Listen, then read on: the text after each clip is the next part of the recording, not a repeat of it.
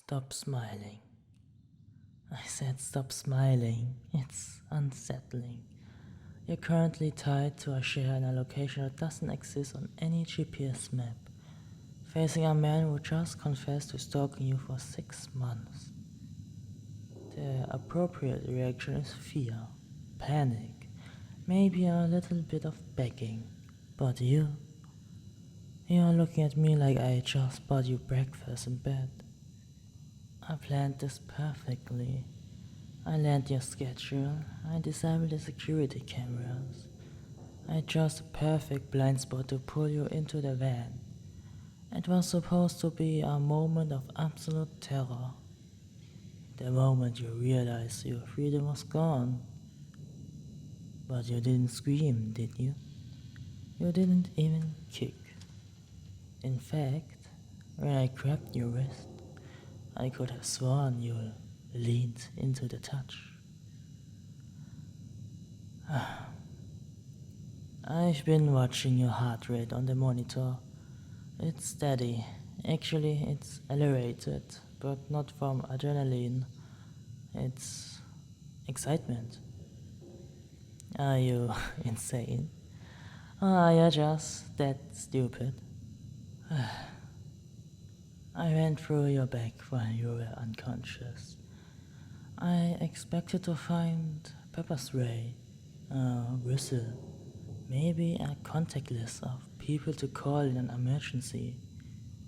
Instead, I found this. Your search history. Your saved audio files. Yandere ASMR. Possessive boyfriend roleplay.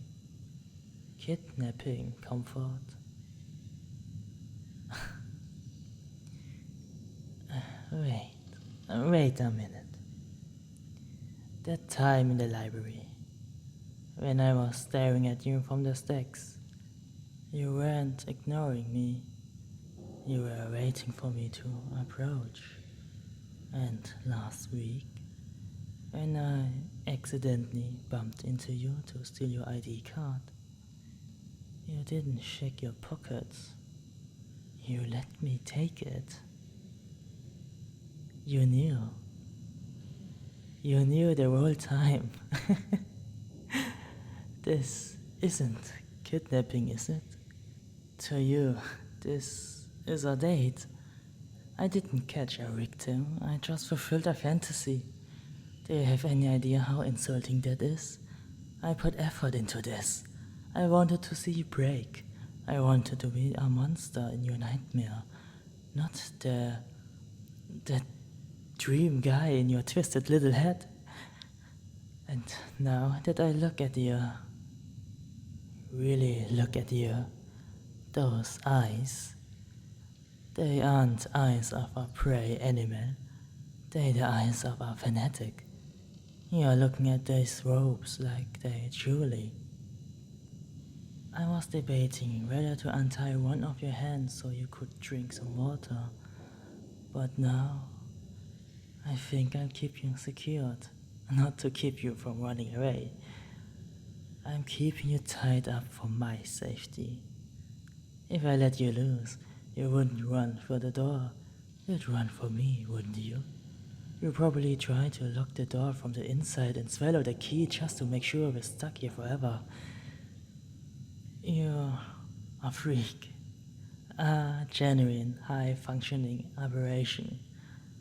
I thought I was the dangerous one in this room, but I think I might have just picked up a hitchhiker who's crazier than the driver.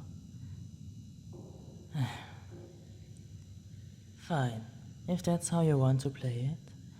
I won't let you enjoy this. If you want a Yandere, I'll give you something worse. I'll be cold, I'll be distant. I won't give you the obsession you're craving until you beg for it properly. Sit there and think about what you've done. You ruined the mood, and stop looking at me with those hard eyes. It's weird. And you're still doing it. I can literally feel you staring at the back of my neck. It's unprofessional. Do you have any idea how much money I spent on this soundproofing? The contractor asked questions. I had to bribe 3 different people to get this chair bolted to the floor without a permit. And for what? For you to look at me like I just bought you a puppy? Stop wiggling. You're testing the nuts again. Wait. You're not trying to get loose. You're nestling in. Unbelievable. Simply unbelievable. I spent months curating this terrifying aesthetic. The flickering light bulb, the cold room, the ominous silence. It was supposed to be a masterpiece of psychological pressure, and you are treating it like a spa day.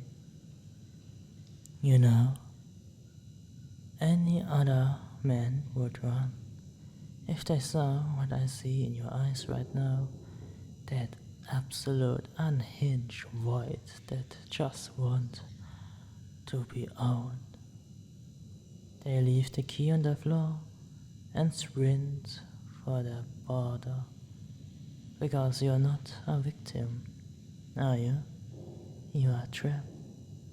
I thought I was the spider catching a fly, but I think I just walked into a web that was waiting for something stupid enough to bite.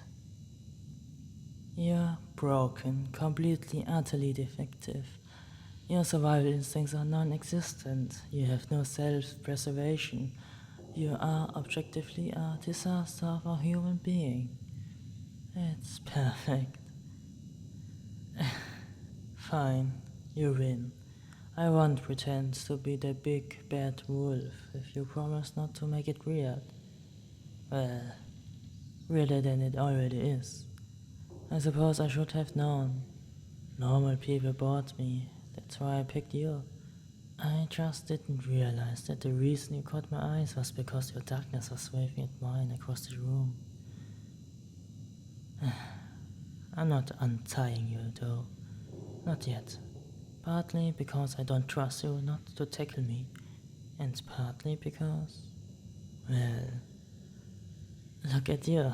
You'll be disappointed if I let you go so soon. So, we're going to sit here, in this expensive, soundproof box, and you're going to tell me exactly how long you've been waiting for this. And after that, maybe I'll keep you, not as a prisoner, but as the only thing in this world crazy enough to belong to me. Don't get used to the affection. I'm still the villain here. Stop smiling. I mean it. Okay, fine. You can smile a little bit.